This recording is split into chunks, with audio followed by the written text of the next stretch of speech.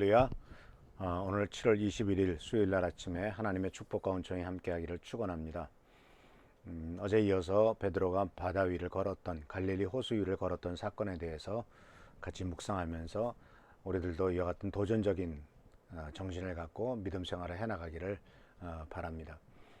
오늘 말씀 속에서 우리가 또한 깨달을 수 있는 것은 이제 그가 바다 위를 걸어서 예수님에게로 갔다라고 이렇게 끝났으면 얼마나 좋겠습니까마는, 그러나 성경은 우리들에게 그렇지 않고 이 사도 베드로가 가다가 물에 다시 빠진 사건을 기록함으로써 사실 우리들에게 가르쳐 주는 바는 그냥 물 위를 걸어서 예수에게로 갔다라고 하는 말보다도 훨씬 더 우리들에게 많은 가르침을 주는 것을 발견할 수 있죠. 왜냐하면은 그게 사실은 솔직한 우리 인간의 모습이 아니겠습니까? 믿음의 사람들이 승승장구해서 모든 일에 하나도 실패함과 실수함이 없이 모든 것을 다 승리함으로써 나중에 천국에 갔다 이렇게 했다면 얼마나 좋겠습니까? 그러나 그런 얘기들은 되게 간단하게 끝나요. 예를 들자면 에녹이 하나님과 아들이 낳은 다음에 하나님과 300년 동안 동행하다가 천국에 갔다, 이걸로 그냥 끝나기도 합니다. 그런데 그렇지 않은 경우에는 많은 우여곡절이 있는 것을 발견할 수가 있죠. 엘리야가 나중에 승천했습니다만 그 역시 많은 우여곡절을 겪었고, 또 모세도 죽었을 때 죽은 다음에 어떻게 시신이 됐는지 하나님만이 아신다 할 정도로 죽음으로써 다 끝났지만, 그러나 그 역시 많은 우여곡절과 어려움을 겪었던 것을 발견하게 됩니다. 오늘도 이 사도 베드로가 이제 물 위를 걸었잖아요. 그 위를 걷고 난 다음에 그것으로 끝난 것이 아니라 이제 이어지는 말씀 속에서는 아주 우리들에게 많은 깨달음과 또한 축복을 주는 것을 발견할 수가 있어요. 30절 말씀에 이렇게 나옵니다. 그러나 베드로는 이제 바다 위를 걸어서 주님에게로 갔습니다. 그러나 베드로는 거센 바람이 불어오는 것을 보고 무서움에 사로잡혀 물에 빠져 들어가게 되었다. 그때 그는 주님 살려주십시오 하고 외쳤다.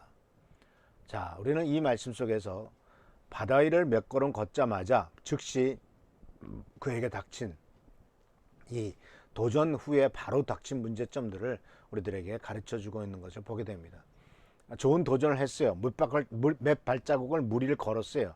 근데 그 다음에 바로 눈앞에 일어나는 문제가 생겼습니다. 그것은 바로 뭐냐면은 환경의 문제였죠.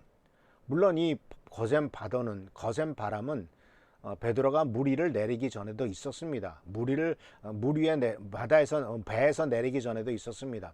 이제 배에서 내려서 바다 위를 걸어갈 때 예수님에게로 갈 때도 여전히 폭풍우는 치고 있었습니다. 근데 문제는 바로 뭐냐면은 그때 거센 바람이 불어오는 것을 보고 무서움에 사로잡혔다고 말합니다.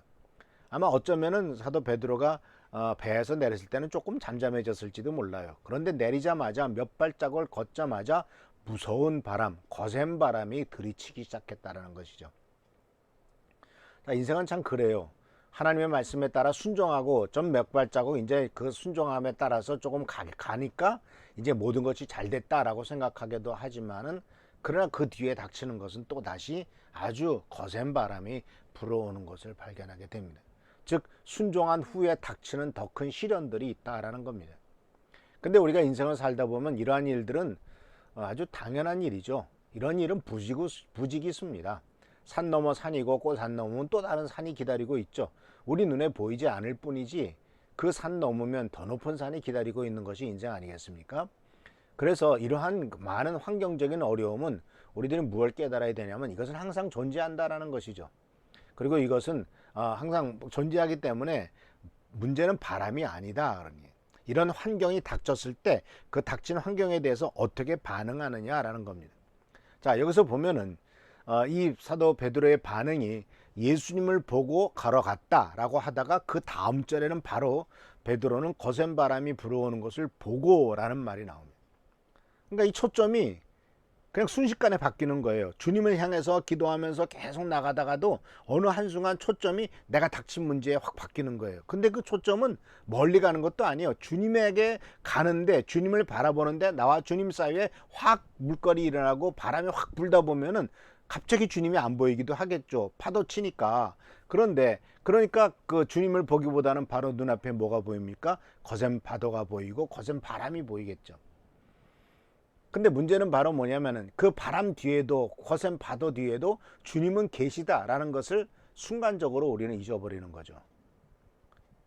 알지 않습니까? 폭풍우가 치고 바람이 불고 구름이 짙게 끼고 또 비가 많이 와도 그 위에 태양은 여전히 비치고 있죠.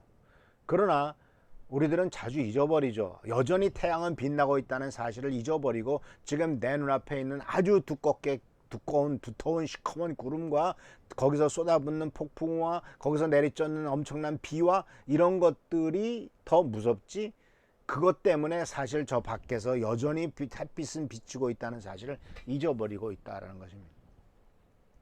그렇기 때문에 환경에 문제가 있었다면 두 번째 문제는 우리의 초점의 문제입니다. 무엇을 바라보고 있느냐라는 거예요. 또 무엇을 바라볼 것이냐라는 거예요. 그러니까 우리 인간은 본능적으로 나 삶에 닥치는 문제를 바라보게 됩니다. 그러나 우리들의 영혼은, 우리들의 믿음은, 우리의 정신은 눈앞에 닥치는 환경을 바라보는 것이 아니라 그 뒤에 계신 주님, 여전히 이 세상을 통치하시고 여전히 이 세상을 주관하시는 주님에게로 초점을 맞추시기를 축원합니다. 많은 사람이 예수님에게 초점을 맞추지 않고 바로 인생의 문제에 초점을 맞추는 초점의 변화는 우리 인생에 많은 문제를 가져오죠. 주님께서 여전히 계신데도 주님보다도 문제가 더 크게 보이고 주님보다도 내 앞에 발등에 닥친 문제가 더 고통스럽게 느끼는 것은 인간으로서 어쩔 수 없는 문제이겠습니다만은, 그렇기 때문에 이런 삶 속에서 진정으로 뭐가 필요하냐면은 우리들에게 믿음이 필요한 거 아니겠습니까? 그래서 항상 우리의 믿음 생활은 환경에 내 눈을 맞출 거냐, 아니면은 저 멀리 계시면서, 아니면 내 마음속에 계시면서, 내 속에 계시면서 나와 함께 계시는 성령님의 은혜에, 하나님의 능력에 초점을 맞출 것이냐, 순간순간마다 우리들은 선택을 해야 되는데, 우리의 본능은 문제에 자연스럽게 초점을 맞추게 만들지만, 그러나 우리는 의도적으로 우리의 마음속에 계신 하나님, 그리고 우리를 바라보시는 하나님, 저 먹장구름 뒤에 있는 태양을 바라보겠다는 의지를 우리들이 가져야 되겠습니다. 그래서 다른 성도 여러분, 이 초점을 어떻게 맞추느냐에 따라서 결국은 이 사도 베드로는 엄청나게 불어오는 거센 바람이 불어오는 것을 보고 거기에 초점을 맞추니까 즉시 나타나는 반응이 뭐냐면 두려움이었습니다. 환경을 쳐다보는 사람들의 공통적인 반응은 두려움입니다. 문제를 바라보는, 문제에 집중하는 사람들의 공통적인 마음속의 생각은 두려움입니다. 어떻게 될까? 죽음에 대한 두려움이 있고 미래에 대한 두려움이 있고, 이것은 아주 자연스러운 반응이고 아주 당연한 반응일지도 모르겠습니다. 그러니까 그 현상과 환경을 바라보면 즉시 두려움에 빠진다는 얘기죠. 그러나 이러한 두려움보다도 우리들은 하나님의 계심을 더욱더 찾아봐야 될 것입니다. 근데 문제는 뭐냐면 성경 말씀에 보면은 이 참 재미있는 표현이 나오죠. 즉시 물에 빠졌다는 거예요. 무서움에 사로잡혀 물에 빠져 들어가게 되었다. 이 표현을 우리가 깊이 묵상할 필요가 있습니다. 주님을 바라볼 때는 바다 위를 걸었습니다. 그러나 무서움에 빠져들면 물에 빠져버립니다.